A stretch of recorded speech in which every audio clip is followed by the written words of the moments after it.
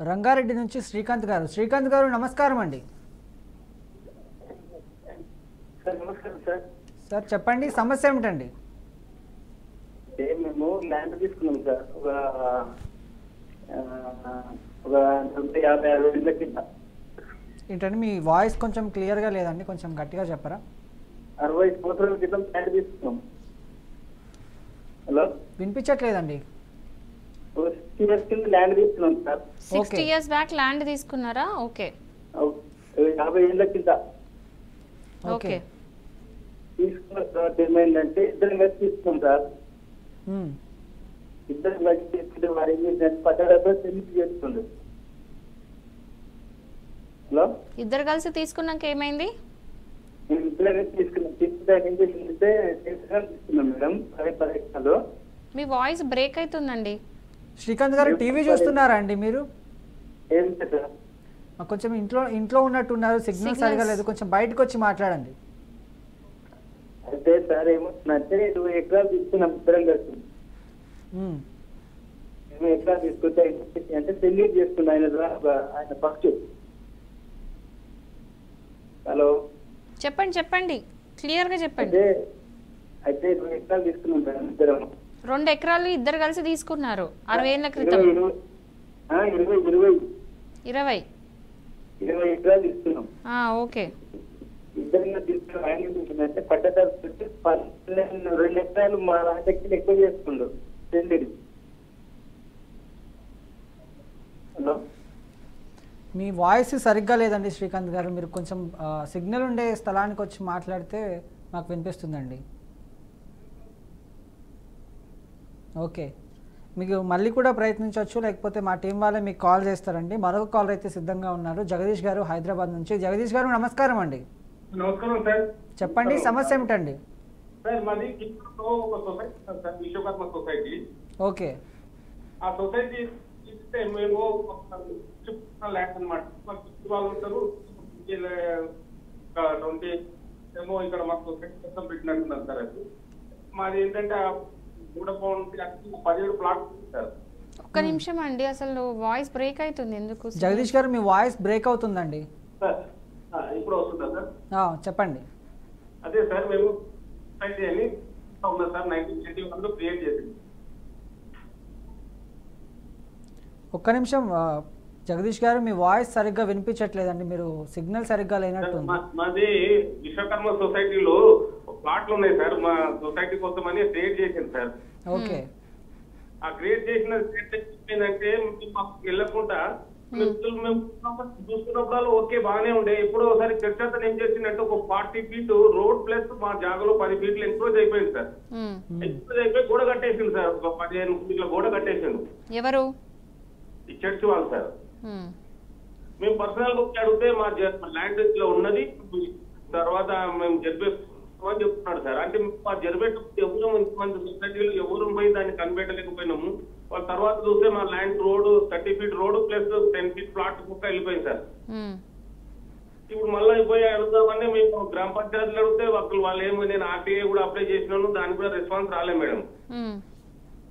ఇప్పుడు నేను ఎట్లా చేయాలి మేడం? నాకు ఇప్పుడు దారి ప్లాట్ లో పోవాలంటే దారి లేదు.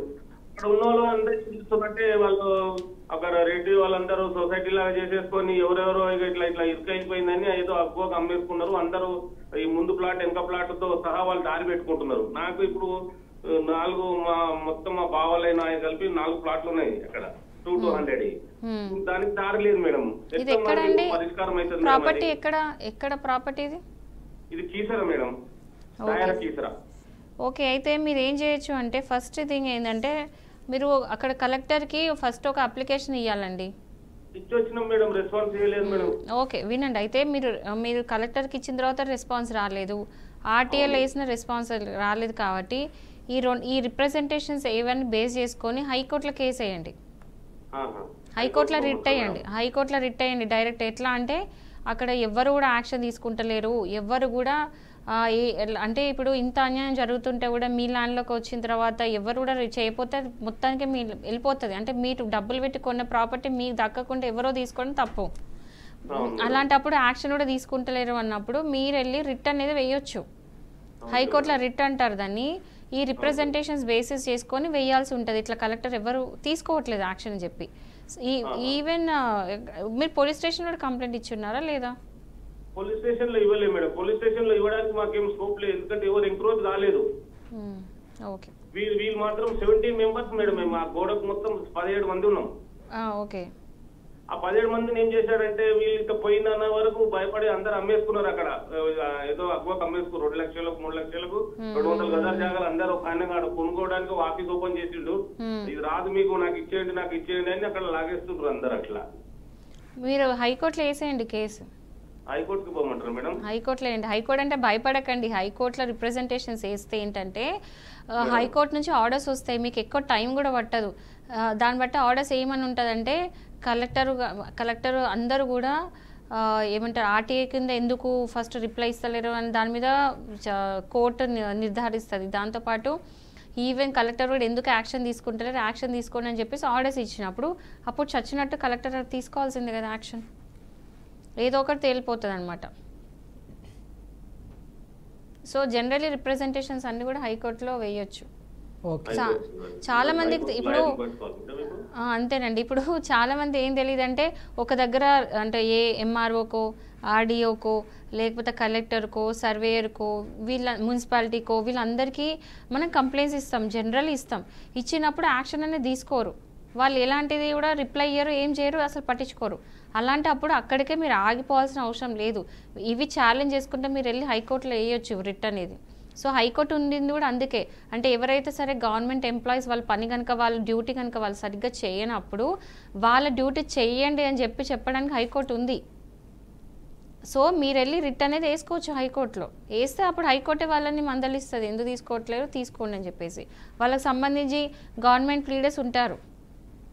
సో వాళ్ళు ఆ కేసుని వాళ్ళు వాదిస్తారు. అక్కడ మీ కేసు అక్కడనే తేలిపోతుంది. ఆల్మోస్ట్ 70% అక్కడనే తేలిపోతుంది. మీకు తర్వాత కలెక్టర్ గారు మీకు తీసుకుని అప్లికేషన్ తీసుకొని మీ పేపర్లు చూసి అక్కడ న్యాయం అన్యాయం ఏం జరిగింది దాన్ని బట్టి ఎవరికి సంబంధించిన వాళ్ళకి అదేమంటారు ఆర్డర్స్ అనేది ఇస్తుంది. సో ఒకవేళ ఇల్లీగల్గా ఎంక్రోచ్ చేయడం అంటే అగేన్స్ట్ చర్చ్కి ఆర్డర్స్ ఇచ్చి వాళ్ళని వెళ్ళిపోమని చెప్పడం, అంటే ఆ ల్యాండ్ మీకు తిరిగి ఇవ్వడం, మీ పొజిషన్ మీరు తీసేసుకోవచ్చు. అప్పుడు మీ ప్రాపర్టీ మీరు తీసేసుకోవచ్చు వాపస్. Okay madam, thank you madam. Okay.